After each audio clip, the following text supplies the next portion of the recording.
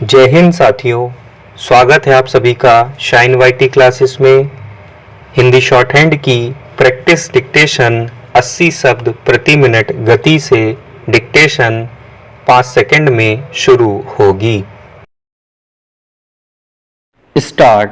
महोदय, परिवार योजना और समन्वित ग्रामीण विकास विषयों और हस्तक्षेप के प्रलेखन तथा प्रत्येक हस्तक्षेप का प्रभाव यदि रिकॉर्ड किया गया हो तो परियोजनाओं की पाठ्य सामग्री तैयार करने में सहायक सिद्ध होंगे।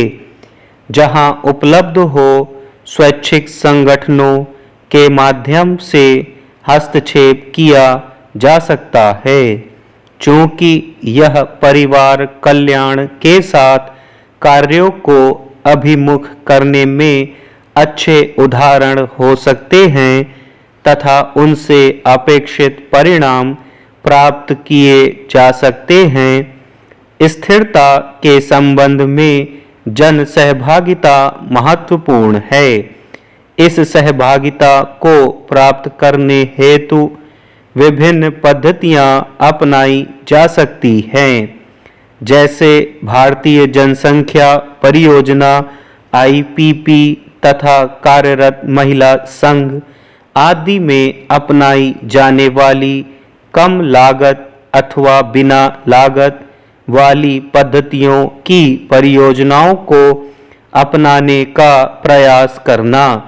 राजनैतिक और धार्मिक नेताओं को इसमें सम्मिलित करके कार्यक्रम को बढ़ावा दिया जा सकता है।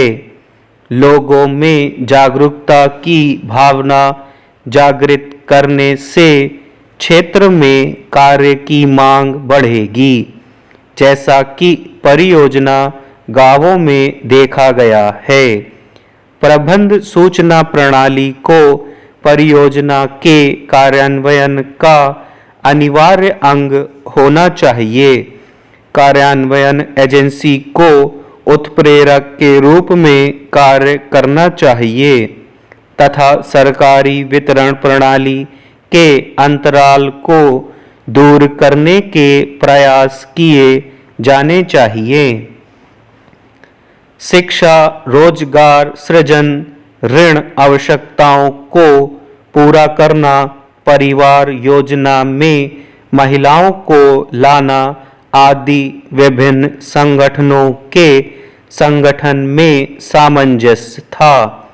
हालांकि कल्याण उपायों को परिवार कल्याण से जोड़ना एक राजनैतिक प्रश्न है और इसका प्रयोग 2 बच्चे वाले परिवार में सावधानी पूर्वक किया जाना चाहिए, क्योंकि पहचान किए गए केवल 1/3 लाभ भोगी कल्याण कार्यक्रमों की सीमा में आते हैं।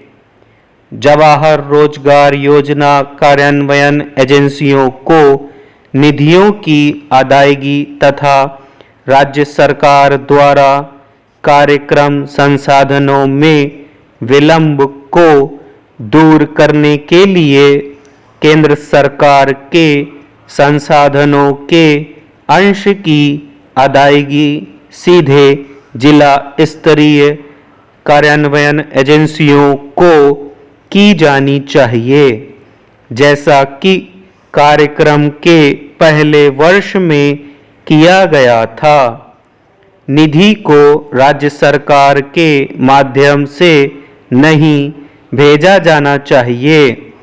पंचायती राज से संबंधित भारत के संविधान में हुए नवीन परिवर्तनों के अनुरूप तथा ग्रामीण क्षेत्रों में लोकतांत्रिक विकेंद्रीकरण की प्रक्रिया को सुदृढ़ करने के लिए केवल पंचायती राज संस्थानों में इंदिरा आवास योजना तथा मिलियन कूप कार्यक्रम सहित सभी कार्यक्रम का आयोजन तथा कार्यान्वयन किया जाना चाहिए। केंद्र निधि को 2 किस्तों में जारी किया जाना चाहिए। महोदय, हर वर्ष पहली किस्त अप्रैल तथा दूसरी अक्टूबर में जारी होनी चाहिए। उत्तर पूर्वी राज्यों के मामले में इनके सीमित कार्य करने के मौसम को ध्यान में रखते हुए निधियों को एक ही किस्त में जारी करना चाहिए। ग्रामीण आधारभूत संरचना को सुदृढ़ करने तथा ग्रामीण निर्धनों के लिए रोजगार सुअवसर बढ़ाने के लिए कार्यक्रम के कुल व्यय में वृद्धि करनी चाहिए। सामग्री तथा मजदूरी लागत और स्टाफ वेतन में वृद्धि से यह वृद्धि होती है। इसके लिए यह सुनिश्चित करना चाहिए कि कार्यक्रम के तहत प्रत्येक वर्ष हर ग्राम पंचायत को न्यूनतम 50,000 रुपये तथा अधिकतम रुपये 5 लाख मिलने चाहिए। इकाई लागत तथा इंदिरा आवास योजना की आधारभूत सुविधाओं के लिए प्रावधानों में वृद्धि की जानी चाहिए।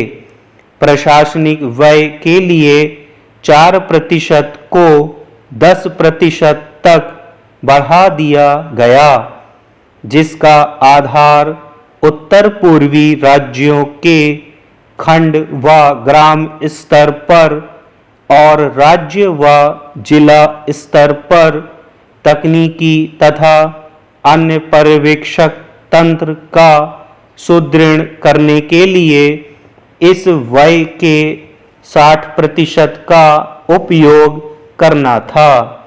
जवाहर रोजगार योजना के तहत कार्य कर रहे मजदूरों को केंद्रीय आवंटन के अंग के रूप में केंद्र द्वारा राज्यों को 10 रुपये प्रति श्रम दिन के हिसाब से खाद्यान्नों का आवंटन प्रशंसनीय है। मजदूरों को खाद्यान्नों का आवंटन केवल लोक वितरण प्रणाली के माध्यम से करना चाहिए तथा महाराष्ट्र की तरह मजदूरों को फूड कूपन बांटने चाहिए। मजदूरों के लिए खाद्यान्नों के क्रय मूल्य को घटाना चाहिए। एफसीआई द्वारा कार्यान्वयन एजेंसियों को मामूली चावल की आपूर्ति की जानी चाहिए। कार्यक्रम की कार्यान्वयन एजेंसियों को पर्याप्त मात्रा में दिए गए खाद्यान्नों को सुनिश्चित करना राज्य व जिला स्तर की कार्यान्वयन एजेंसियों को पहले ही अपने खाद्यान्नों की आवश्यकता की योजना बनानी चाहिए ताकि एफसीआई इसको जारी कर सके। जिन राज्यों के पास पर्याप्त खाद्यान्न उपलब्ध हैं, वहां कार्यक्रम के अंतर्गत संसाधनों के केंद्रीय आवंटन के अंश के रूप में खाद्यान्न खरीदने के लिए जबरदस्ती नहीं करनी चाहिए।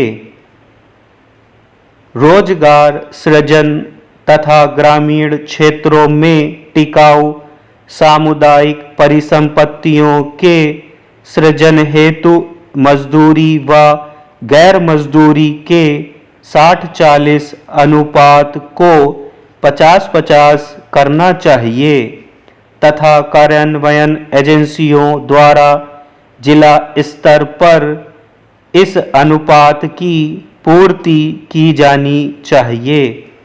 प्रत्येक राज्य में रोजगार सृजन लक्ष्य को निर्धारित या संशोधित करते समय केंद्र की न्यूनतम मजदूरी दरों की भी गणना समय रहते करनी चाहिए। स्टॉप।